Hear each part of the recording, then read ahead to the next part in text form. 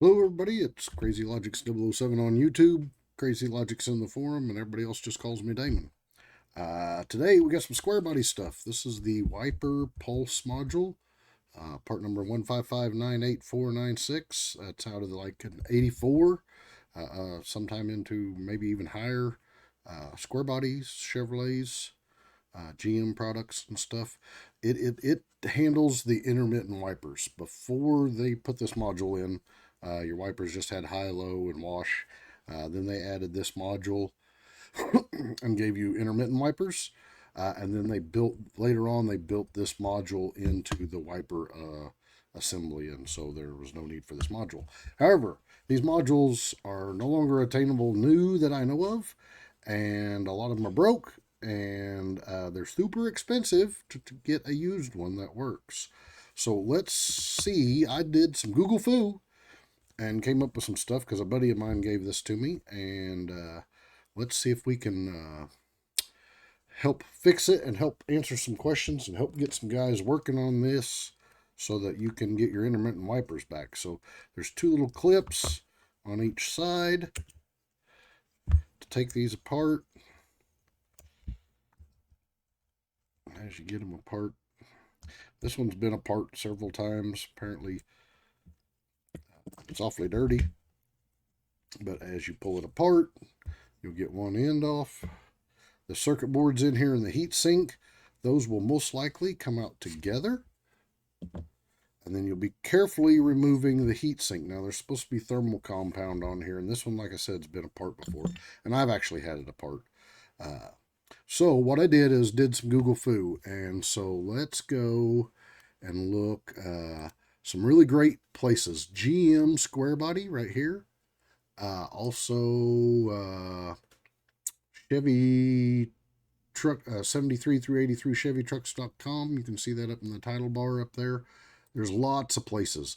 But what I found was I finally found a forum post on this wiper module, and somebody had actually put this sucker right here and labeled it all, and then they posted the actual schematic to it. The only thing the schematic does not include is the value right here, and we're going to look at a bigger blown up picture here in a minute, so hang with me, of the resistor built into the wiper arm, and what this SCR right here is, which is the unit that's covered in thermal paste.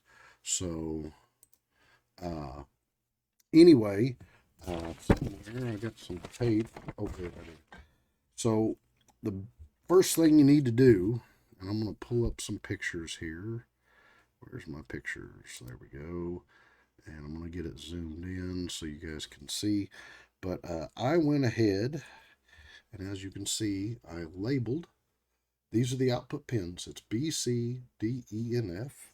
And then I got a piece of tape, and if I can peel it open here to put it back on.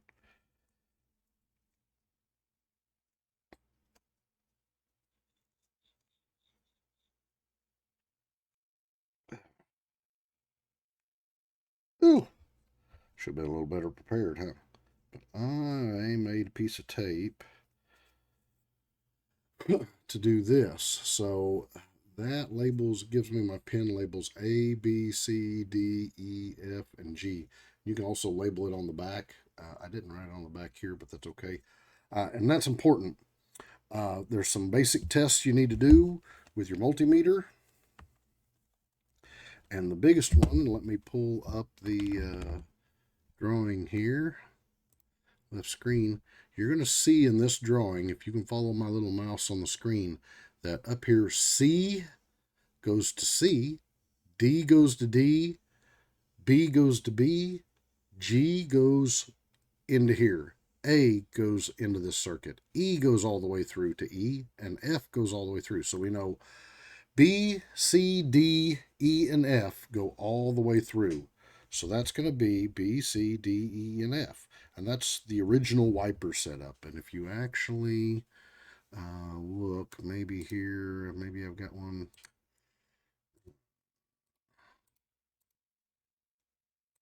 Let's see, I'm working on here. Yeah. So this is a generic wiring diagram for an 81 through an 87 cab interior without intermittent washers, wipers. So this would be the standard wiper switch right here. And then you can tell it gives you some colors and stuff, but you can tell here's the numbers used. A would have been used for a lamp. Some of them did have a lamp that that circuit could have. Not everyone did, but then it would have the high and low, off, and wash. And so knowing that some of these go through, you can simply take your multimeter. If your module is defective or you're not getting intermittent wipers, put it on beep, and you're going to go from the B to the B, and you need to have continuity. And I'm not getting continuity. Why am I not getting continuity? Oh, B, hang on. Let me pull that picture back up. Yeah. Okay, so B, nope, that's not it. Left screen, there we go. So B, right up here at the top, B goes through and actually goes through a diode. So this would be the only one that doesn't just perfectly check easily. What you should do is if you can look at my meter, B should check no good in one direction, or that's okay. So making sure your meter's plugged in correctly with positive, positive, negative, negative. In diode test mode, that makes this positive, this negative, if you hook up the colors correctly. So B, with the positive here to there, should read nothing. You should not get any change on your meter. When you swap them around, you should get a diode voltage drop of somewhere between 0.5 and 0.7. And so there we do. We get a drop of almost there. Now, C should go through and do a perfect beep. Yep, perfect continuity. D, E, and F. If you got all those, then even when this module's installed, there's a good chance that you'll have high and low and wash. However, things can be shorted on this board and cause things to wig out. Need to have a good ground on the washer. Windshield washer module, there's actually a ground strap that some guys lose or forget to put on when they've changed one out, and that takes the ground away from the washer module, and it's highly important there for that to be there. But what those do is I've kind of printed off some things. All this stuff was easy Google foo. Just finding some wiring diagrams online and stuff. Showing the, so where somebody had circled the pulse wiper module right here is where it plugs in. So this is the wiper switch, and it comes out and you see it's got all the extra wires, and that's going to be all this extra end. And then it goes back into the normal 5-wire mode, which is what this side shows, windshield wiper without the pulse wipe mode, and that would go in. So that allowed me to have some understanding of how this worked. Big problem with this module was, as I was looking at it, I could tell what transistor that was, and I could tell what transistor that was. And actually, all these resistors and diodes, nothing was burnt up, no caps were burnt up. So that was fantastic. So it was easy to identify and test. So you can go through with your multimeter and check all the resistors and make sure that you match up the color code. And if you go on that site, he's actually got all of these labeled out with what size they are. And if you look at the picture he provided, and I'm showing right here, he's actually even got them listed here. You know, this is U1 in the drawing. This is R5, it's a 10K. And then these are what the diodes are and stuff. And so you can go through and do a diode test on all these. You can do a resistor test on all these. If they don't read right, unsolder one leg, raise that resistor out of the circuit, and then do a test against it so that you're testing out of the circuit. So my chip happened to have some proprietary numbers on it that did not cross-reference to anything. So finding a couple different instances on the net through that everybody did verify that this is a 4001B. And so that's what he's put in this diagram. It's a CD4001 chip, and that chip is a quad 2-input NOR gates from Texas Instruments. That's what it is, a 40001. You can see it right there. And so that's what that chip is. These two transistors are listed in there. They are a MPS A63 and an 2N441. One of them's NPN, one's PNP. Any good general purpose transistors will do the job there as long as you get the right ones in the place. So that just leaves this. And the interesting thing is this is an SCR. It's a trisistor. Silicone controlled rectifier is what SCR stands for. And if we go to the schematic that he shows, he's got it here, but he doesn't have anything in the label. I do need to caution you, if you go to the, let me go to left screen here. If you go to the group, the GM square body group, and you're looking in this, you know, you can see my stuff. It's GM square body threads wiper pulse module, and they use the part number 15984. You can do a search in those forums. Somebody down here is trying to figure out the SCR, and they incorrectly take a guess at it as a two as a 44Z or something like that. Anyway, the part number they list is a MOSFET, so don't get that part number. You need to get an actual triac, much like this. Here's a BT136. Here I am on Mauser. Good place to get electronics. Mauser DigiKey Arrow, so you can find one and stuff, and you can find some of these triac SCRs, trisistors. You can go to Amazon. I'm not a big fan. 99.9% of the time, I'd never recommend Amazon, but I know some of you aren't going to make an order to Mauser and stuff. This brand called Bojack, they are cheap Chinese brand, but they are actually what they say they are. I'm not going to vouch that they're high quality or anything else, but at least they are what they say they are. And they come, if you look at them, in these little box kits that say Bojack. Not the best quality. They are, see, made in China and everything, but at least if you're desperate and you're going to have to fix it, because I've done some testing. And so what I did is I got my little tester out here, and I actually pulled the transistors out and tested them.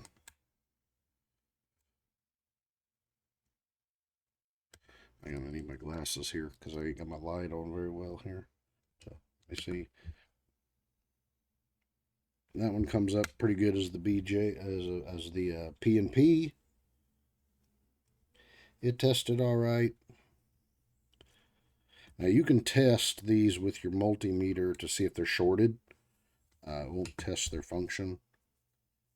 And there's the NPN. If you don't have one of these little testers, if you're going to be fixing on your old square bodies or even doing LS swaps and stuff, you know, it doesn't hurt to get some of these to help test some of your components and stuff. So anyway, we take the transistor, or the SCR, sorry, I keep fumbling with my words, out, and it thinks it's a resistor. Well, that ain't good. Now I've got somewhere here, if I can find it.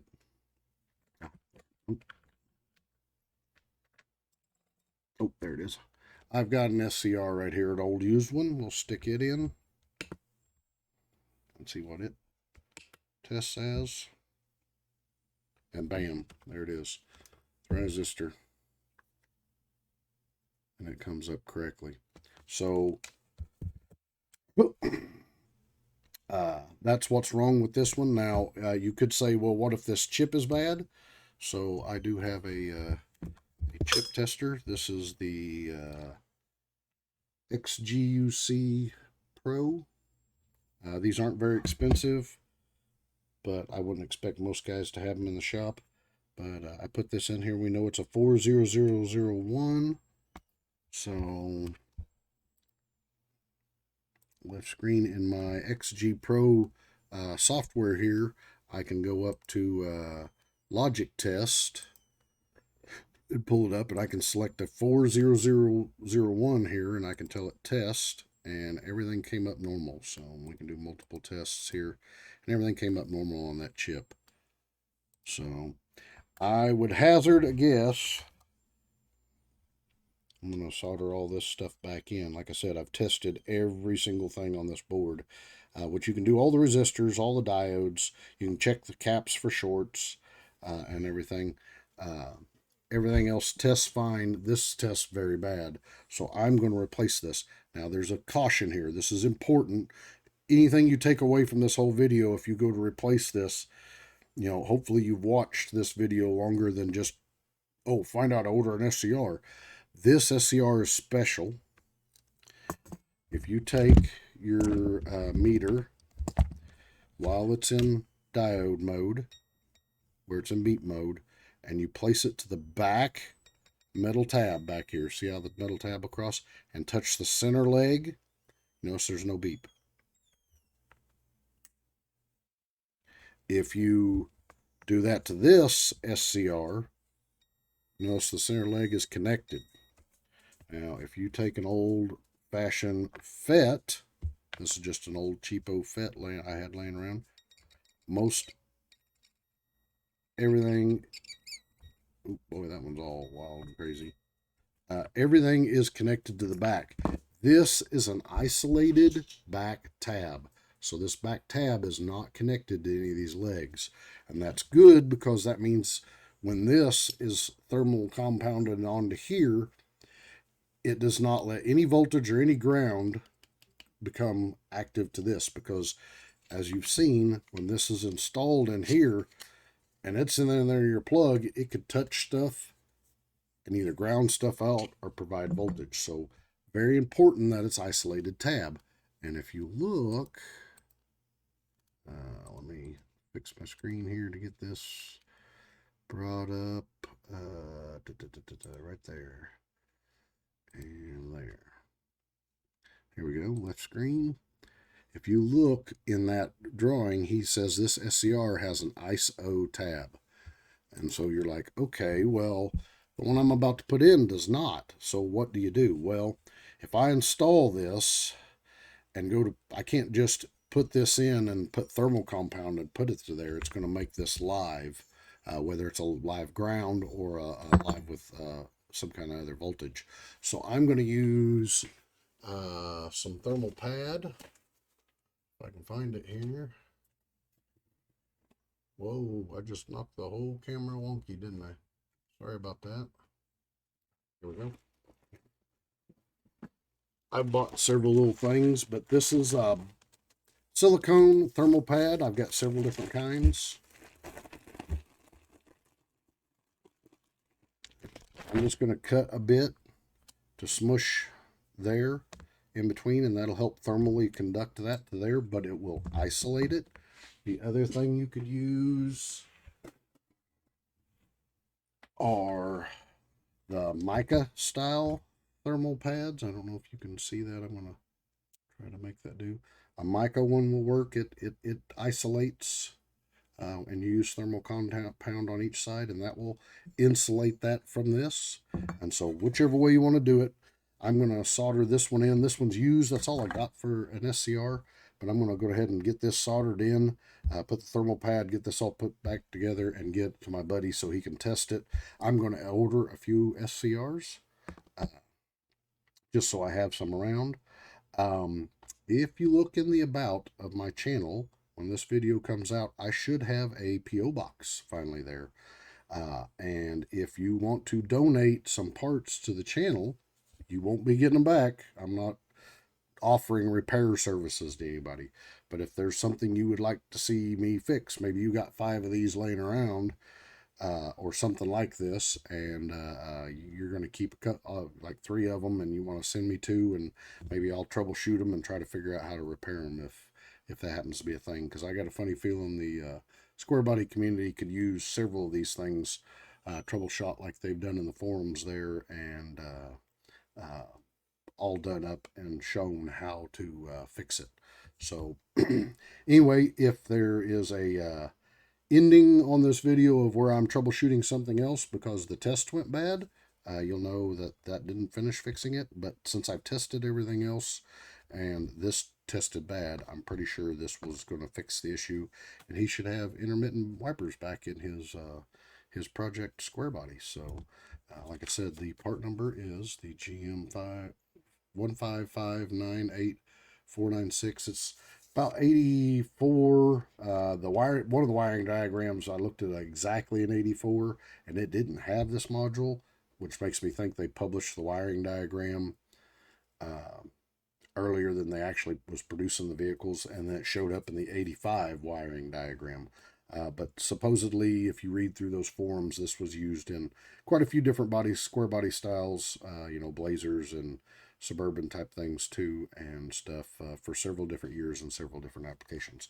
There is also an intermittent module that goes in some of the cars that is slightly different than this, so you really do need to take yours apart and make sure it's this part number if you're following this to help you troubleshoot it. But most likely you're this SCR, what it's doing is it's a current activated device, and it's getting done when let's see, if when the wash circuit it kind of like uses the pulse power off the common and the wash circuit there to give you an intermittent pulse every now and then. This is making up your pulse train, and then this provides the output signal. This chip can drive this to act like it's pushing the button to go once, and then depending on what you set up the resistance to be, it will be shorter or longer. Now, there is one important thing. This was not called out what size that is, and that is a 500K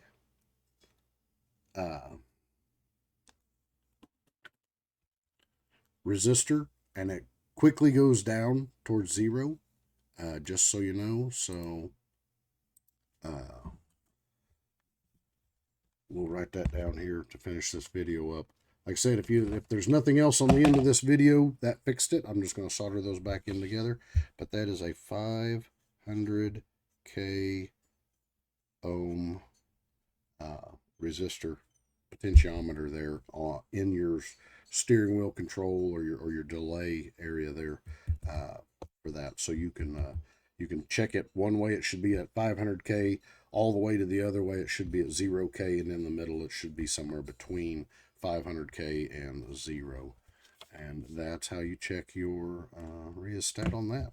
So this will get done. Like I said, critical to keep this isolated from the heat sink, but it still needs to either have thermal compound and some mica insulation, or a special silicone thermal pad, which is what I'm going to use to put on there. And this is sticky on both sides, and it'll allow me to stick those two together, and then it'll transfer the heat that this thing builds up onto this heat sink. I'm going to clean everything up before I put it back together. But guys, I hope that helped. Like I said, should be a P.O. box in my about info. Might even be in the comments of this if you have something you want to donate. And hope you learned something. I hope this helps, and take care, and I'll see you next time. Quick, got the new SCR in, and notice I've got the thermal pad in. Cleaned up back of this with a little steel wool. Put those two together. So I'm going to slide that assembly together. Very carefully.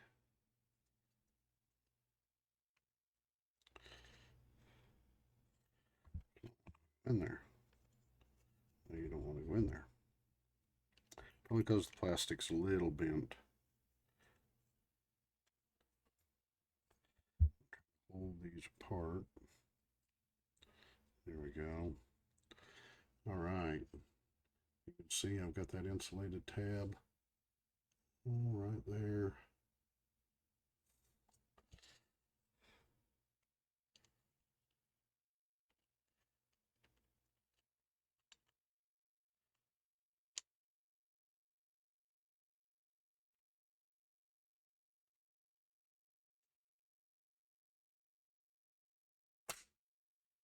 Snapped her back together. She's ready for test.